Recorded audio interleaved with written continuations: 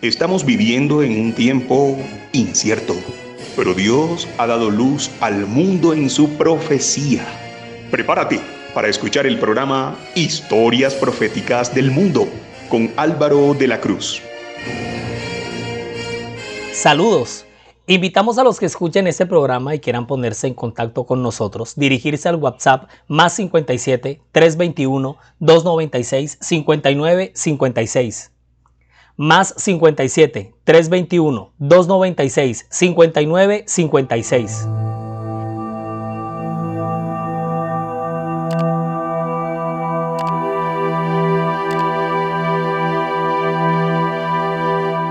Llegamos a la última entrega de esta serie sobre el papel del Islam en la profecía. En esta ocasión veremos cómo trabajar en favor de los musulmanes al llevarles el Evangelio de salvación. Este es el episodio 20.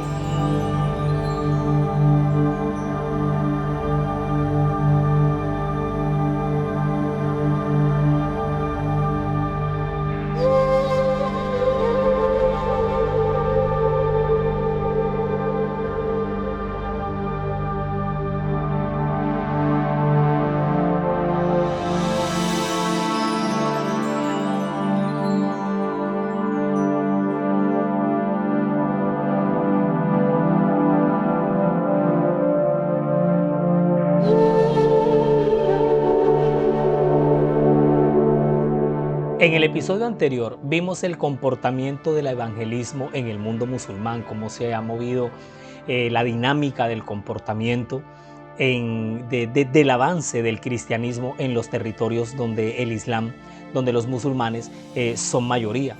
La misión encomendada por Jesús a su iglesia, recordemos que abarca a todo el mundo, es decir, Jesús le dio una misión de predicación a los apóstoles, a la primera iglesia, a la apostólica, para que ellos desde ahí, desde Judea, fueran hasta los confines de la tierra a predicar, a enseñar, a convertir, a consolidar, a bautizar.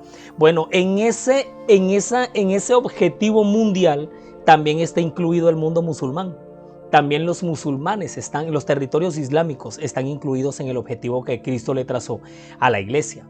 El desafío no es ni siquiera con el Islam mismo, fíjate tú, sino con los rumores que han surgido alrededor del Islam. No es precisamente la religión islámica la que le da un poquito de temor a las personas, sino toda esa cantidad de elementos que se han suscitado a partir alrededor de esta religión. La religión y el conflicto, que tanto lo hemos tocado aquí en esta serie, están fundamentados en los brazos sectarios y fundamentalistas independientes al mismo Islam. Recordemos que en episodios anteriores nosotros manejamos cómo a partir de las invasiones, los bombardeos, del conflicto geopolítico, mezclar la religión, todas esas cosas empezaron a provocar que brazos independientes del Islam se alzaran en armas y que constituyeran la yihad más que en una defensa, en un ataque. Entonces, digamos que todos estos rumores, todos estos prejuicios que han surgido a partir y alrededor de la religión se constituyen en realidad como uno de los principales retos y desafíos para todas esas personas que se lanzan como misioneros en los terrenos árabes, en los pueblos islámicos. Ahora, aquí hay un punto clave que nosotros debemos tener en cuenta cuando hablamos de la ganancia de las almas de los musulmanes para Jesús. Un punto clave aquí es que el Islam no es una religión cristiana. Eso es para que nosotros lo tengamos en cuenta, porque de aquí se desprenden los mayores desafíos. O sea, el Islam no cree en Cristo como el Dios encarnado y salvador de la humanidad. O sea, ahí tenemos un tamaño problema. Ahí tenemos una diferencia bastante considerable. Porque es que ellos no creen, eso lo vimos en el episodio anterior, ellos creen que Jesús, ellos conciben a Jesús como un profeta clave que Alá envió a la tierra en su tiempo clave. En su momento envió a Moisés a hacer una reforma religiosa con el pueblo de Israel. Luego a su momento llegó Jesús, que es otro profeta. O sea, el Islam reconoce y respeta a Jesús. Y luego el tercero en esa línea sucesiva de profetas que Alá envió para hacer reformas espirituales en su momento, llegó Mahoma. Es decir, son como los tres principales, pero ellos también respetan a Abraham, que es el padre de su estirpe, respetan a Elías, a toda esta nube de profetas que Alá envió en su momento para que hicieran reformas religiosas, reformas de la fe. Mira, después de la palabra de Dios, El conflicto de los siglos es mi libro favorito. Después de la misma Biblia. O sea, El conflicto de los siglos es un bestseller que cierra la saga profética del gran conflicto. Este libro, en uno de sus párrafos, dice así a la letra, léelo conmigo.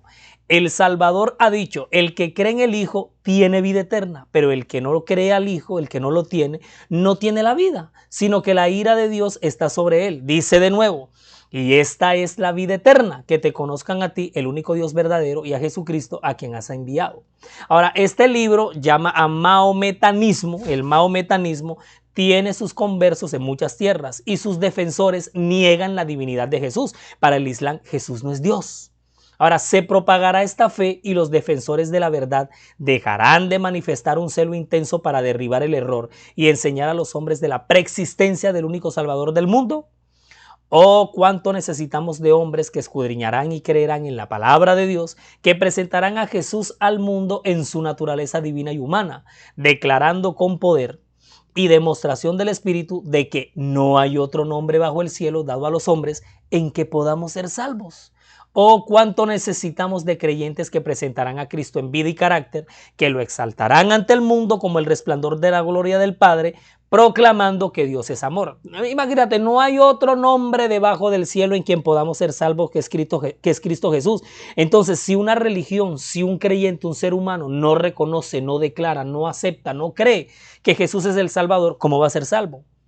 Mira, la gran misión del Evangelio es que Jesús sea predicado en toda nación, tribu, lengua y pueblo, que las almas se conviertan a Él y guarden todas las cosas que Él nos dejó enseñadas. Entonces, el primer gran reto que tenemos aquí, escuchen bien, es que el musulmán acepta a Jesús como su Salvador. Por el momento lo respeta, lo reconoce como un profeta en la línea sucesiva del don profético que Alá envió por todos aquellos tiempos.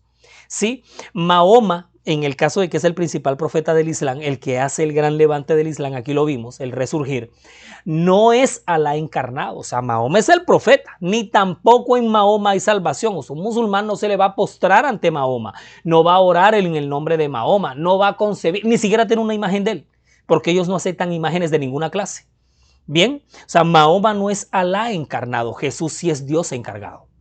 En el Islam, Alá es quien salva directamente. Mahoma tampoco es objeto de adoración. Entonces, para que un musulmán acepte que la figura de Jesús, a quien él concibe como profeta, es el mismo Dios encarnado, o Alá, como ellos le denominan, ese es el principal reto del cristianismo al llegar a predicar o a diseminar la fe cristiana en los territorios islámicos. Por otro lado, aceptar las Sagradas Escrituras, la Biblia, como única y absoluta revelación de la palabra de Dios, se constituye como otro de los principales retos para ganar un musulmán, un alma de los musulmanes para Cristo. Hay que llevar al musulmán a creer en la veracidad del canon bíblico, acercarse a la Biblia, darse cuenta que es palabra de Dios. Esto es uno de los retos que nosotros tenemos para ganar a un musulmán para la fe cristiana. Ahora, otro reto es la versión correcta de la historia. Todos estos personajes que aquí hemos hablado desde los primeros episodios, Abraham, Ismael, Isaac, el contexto de la promesa dada a Abraham, la legitimidad de la herencia, la mano de Dios, imagínate tú, solamente eso. La mano de Dios en el desarrollo de los acontecimientos, el papel que a cada uno le corresponde, es otro de los retos. Es decir, manejar la verdad, la veracidad de la verdadera versión. Por otro lado, otra cosa que a nosotros se nos obstaculiza, bueno, no tanto se nos obstaculiza, pero sí se consolida como un gran reto, un desafío, es el conflicto. La base del conflicto en el Medio Oriente, en los territorios islámicos, Israel, Palestina, se cocina en el aspecto religioso. Por eso la importancia de concebir la versión correcta, de que manejemos de dónde fueron los primeros hilos. En el discurso maestro de Jesucristo encontramos la solución a este y a todos los conflictos del planeta Tierra. Promover la paz que Dios da. O sea, ¿cuál es la paz que habita en Dios? La paz que el mismo Dios es. Por eso todos en este planeta debemos llegar a conocer ese gran Dios, creador, salvador y redentor, para que nosotros todos con nuestros propios ojos miremos a través de los ojos de ese Dios.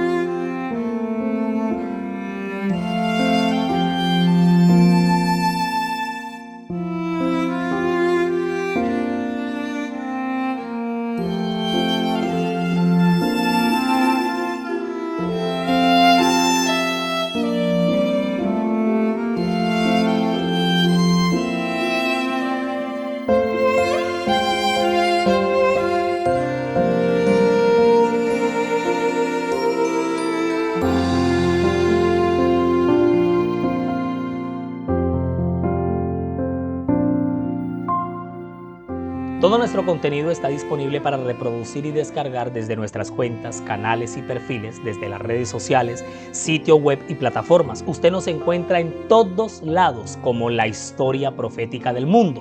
Nos encuentra en Spotify, en Google Podcast, en Facebook, en Instagram y también estamos en TikTok.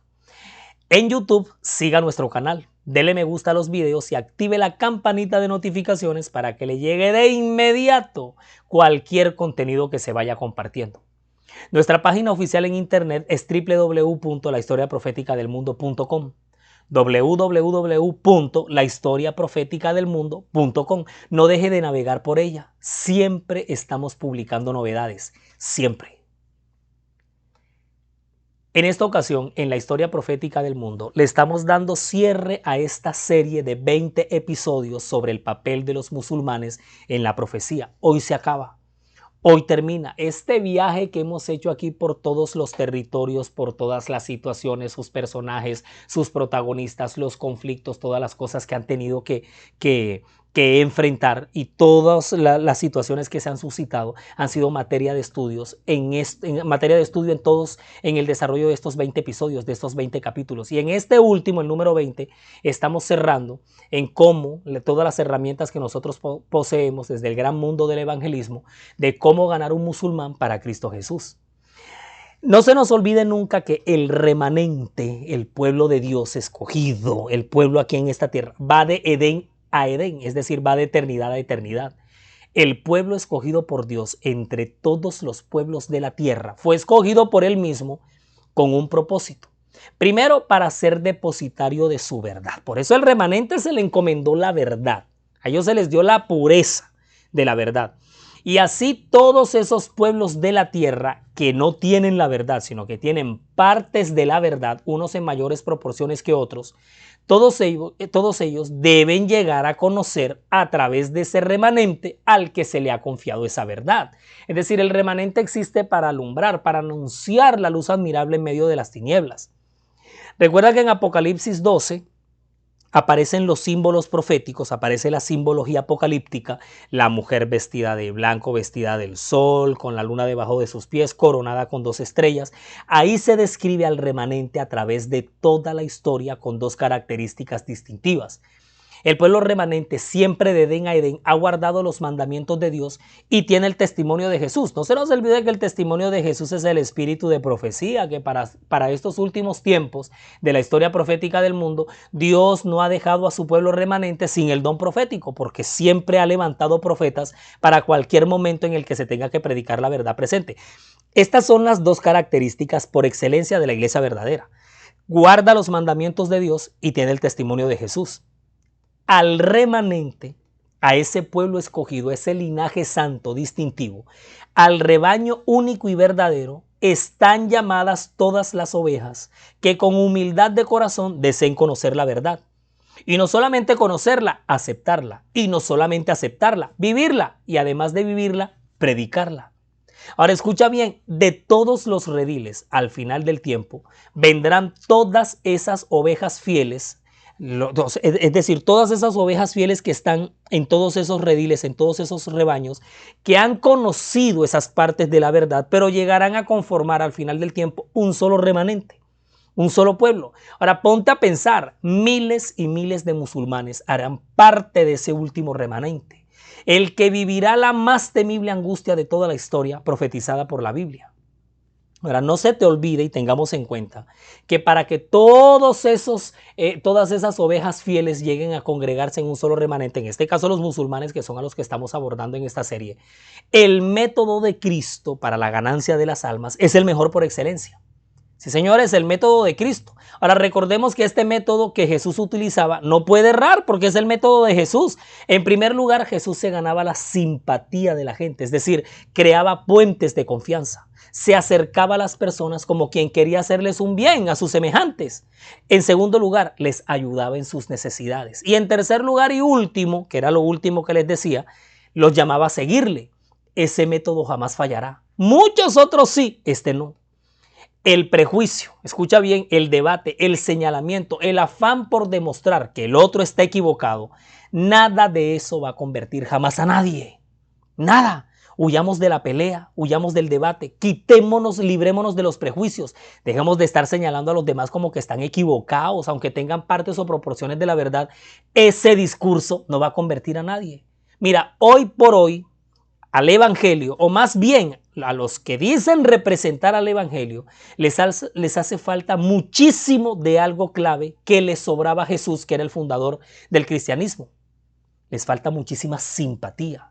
Antes, hoy el cristianismo, si algo de lo que padece, es de desconfianza. Sí, señores, tenemos que aceptarlo. Muchas veces los cristianos tenemos razón en lo que afirmamos, pero muchísimas veces nos equivocamos en lo que negamos. Decimos que no juzgamos y es lo primero que hacemos. Predicamos que cero prejuicios, pero hacemos a un lado al que ha caído. Repito, tenemos razón en lo que afirmamos, pero nos equivocamos muchas veces en lo que negamos. Si con la boca afirmamos que los musulmanes tienen derecho a ir al cielo, empecemos por lo menos a dejar de estar haciendo chistes del mal gusto con ellos, ni prestarnos, por ejemplo, con eslabones en las cadenas de WhatsApp donde tanto circulan memes que ofenden al Islam. Nosotros debemos retraer nuestro pie de esos comportamientos. O sea, si queremos ganar a la gente, por lo menos dejamos de estar haciendo mofa con los que no tienen verdad. Así no vamos a ganar a nadie. La argumentación y el debate cara a cara con un musulmán no ha ganado a ninguno de ellos. Y dudo mucho que gane a alguien.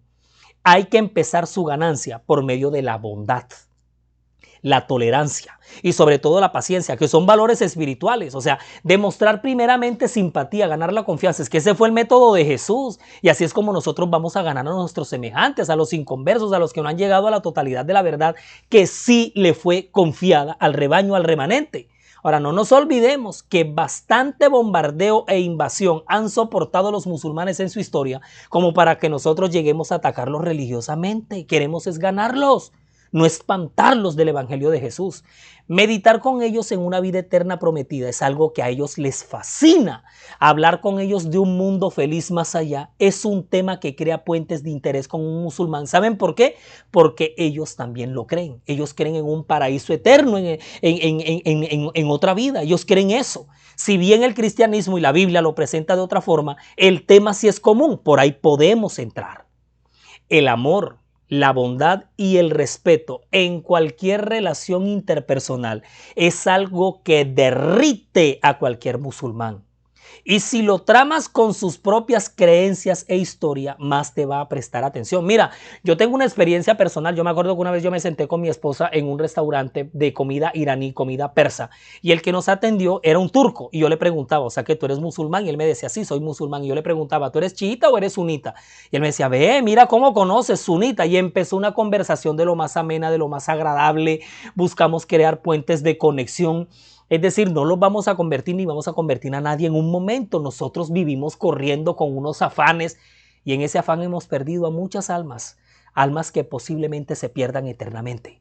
Solamente el método de Cristo. Cuando le decía a Jesús a la gente que lo siguiera, después que les había mostrado simpatía y eso lleva tiempo, después que había creado puentes de conexión y eso lleva tiempo, después que los ayudaba a solucionar, a atender sus necesidades y eso también lleva tiempo, pero siempre con miras a presentarles la verdad y a llamarlos al camino. Cuéntele a un musulmán cuando se lo encuentre, o si es amigo de él, cuéntele los relatos narrados en los evangelios, donde personas del común vivieron experiencias de fe con Jesús.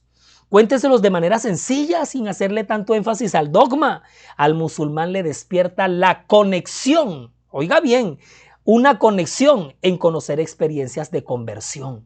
Se trata de presentar a Jesús, en quien no creen, como el Dios transformador de vidas.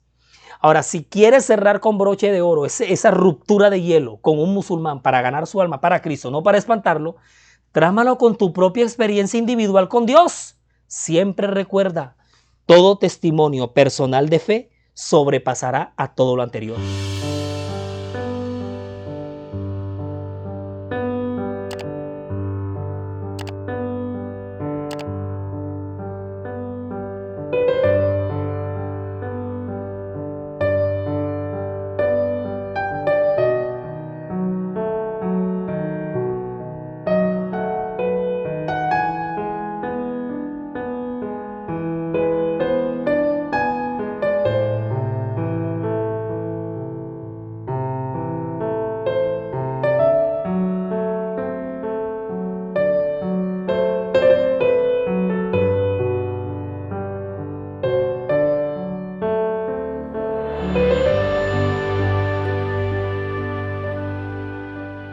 el Pentecostés se va a repetir al final del tiempo. Así como en un solo día se convirtieron cerca de 3,000 almas con el discurso de Pedro, miles se convertirán cada día en el tiempo cuando sea derramada la lluvia tardía. Sí, porque ya se va a derramar en el remanente, en la iglesia, para darle cierre definitivo a la predicación del Evangelio. Bueno, mira, ese segundo Pentecostés que va a ocurrir en los últimos días, que va a acontecer, ese segundo Pentecostés, eso que se va a repetir, se le denomina como el fuerte pregón. Es el ángel que alumbra la tierra en Apocalipsis 18, porque habrá un gran reavivamiento en el remanente, en el rebaño escogido por Dios, en el pueblo que Dios eligió para que las otras naciones llegaran al conocimiento de la verdad. De todos los rediles vendrán ovejas fieles, esparcidas en todos los rebaños, a conformar un solo remanente con una sola verdad, que ha sido la misma verdad desde el Edén hasta el Edén. Asimismo acontecerá en aquel tiempo que Jehová alzará otra vez su mano para recobrar el remanente de su pueblo que aún queda en Asiria, en Egipto, Patros, Etiopía, Elam, Sinar y Amat, y en las costas del mar. Y levantará pendón a las naciones y juntará a los desterrados de Israel y reunirá a los esparcidos de Judá de los 4 confines de la tierra. Eso está en Isaías capítulo 11, versículos 11 y 12. Toda la vida estos 2 versículos a mí me han dejado frito, porque nos dice que el Señor va a levantar otra vez su mano en aquel tiempo y va a recoger y a reunir a todo ese remanente que está esparcido por todos los pueblos de la tierra. Mira, antes que los juicios de Dios caigan finalmente sobre la tierra, habrá entre el pueblo del Señor un avivamiento de la piedad primitiva. Recuerda, la apostólica, cual no se ha visto nunca desde los tiempos apostólicos. El Espíritu y el poder de Dios serán derramados sobre sus hijos. Esta obra será semejante a la que se realizó en el día de Pentecostés. Ahora, así como la lluvia temprana, escúchalo bien, así como la lluvia temprana fue dada en tiempo de la efusión del Espíritu Santo al principio del ministerio evangélico para hacer crecer la preciosa semilla, así la lluvia tardía será dada al final de dicho ministerio para hacer madurar la cosecha. En ese tiempo descenderá entonces la lluvia tardía, o también llamado el refrigerio de la presencia del Señor, para dar poder a la voz fuerte del tercer ángel y preparar a los santos para que puedan subsistir durante el plazo cuando las 7 postreras plagas serán derramadas. Eso ya lo hemos visto aquí con pelos y señales, lujo de detalles, en una serie que tenemos en nuestro catálogo, que son los eventos finales y también el último mapa profético. Eso todo lo hemos visto aquí. ¿Se imaginan todos ustedes a todos esos miles de musulmanes convertidos a la verdad?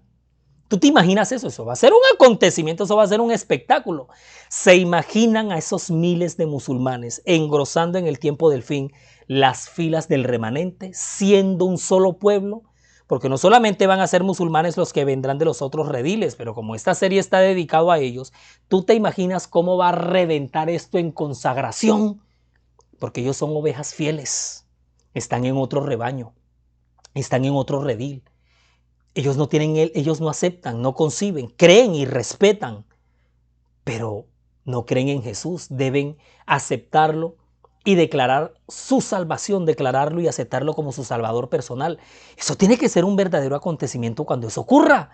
Ellos que han sufrido en carne propia por siglos toda clase de conflictos y también han sufrido las consecuencias de la desinformación, también les llegará la verdad, también aceptarán la verdad. Por eso en estos momentos, como lo vimos en el episodio pasado, la evangelización en los territorios islámicos, en los territorios musulmanes, el avance del cristianismo y del reconocimiento de Jesús ha sido muy lento.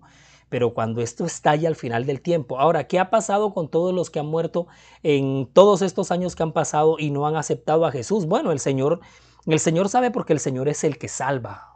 Recordemos que Dios es el que salva. Ni usted ni yo somos los que salvamos. Si por nosotros fuera, por el señalamiento del prejuicio, se perdiera todo el mundo menos nosotros. Porque nosotros, si ven que nosotros tenemos mucha razón en lo que afirmamos, pero muchas veces nos equivocamos en lo que negamos. Y eso es algo que en nuestras filas del cristianismo hay que corregir. Recuerda que muchos musulmanes, muchos de ellos se radicalizaron y se entregaron a un fundamentalismo religioso y fanático en la lucha por sus oráculos sagrados, consagrándose a la yihad. O sea, hay que reconocer que por su verdad ellos se han hecho matar, pero mira que ahora al final del tiempo aparecen consagrándose al fuerte pregón.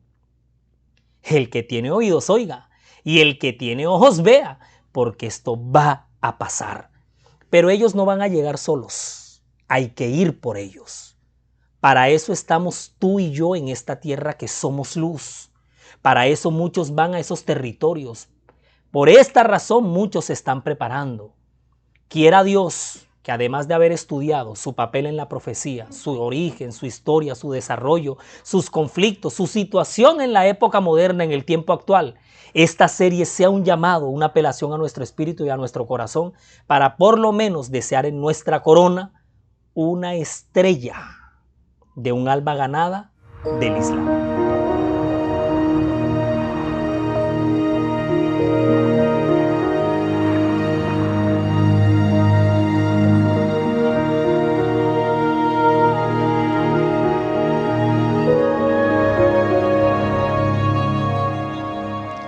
Ha llegado el momento de cerrar. Me encuentro muy complacido, muy satisfecho de haberle podido llevar a todos ustedes esta serie que se preparó con mucho amor, que tuvo una fase documental, investigativa, de lectura, de escudriñamiento, siempre pensando en la calidad que nuestra audiencia se merece.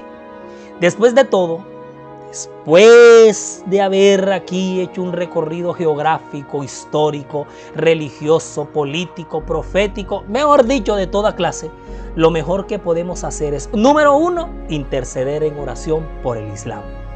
Y número 2, clamar por nuestro sentido misionero en la ganancia de un musulmán para Cristo, ya sea desde nuestra localidad inmediata de donde yo vivo, o si el mismo Dios nos lleva a sus propios territorios para evangelizar. Recuérdalo, el evangelio se terminará de predicar por testimonio, por la experiencia de fe de persona a persona. Pero si tú y yo, que tenemos la luz, no lo hacemos, las piedras mismas hablarán. Y la vasta arena del desierto arábigo sí que tiene mucho para contarnos. Produce para ustedes Daniela Ponte, diseña y grafica May Vanegas, relata Álvaro de la Cruz y para todos ustedes un feliz día. Fin de este viaje. Próxima serie, los 160 años de organización de la Iglesia Adventista.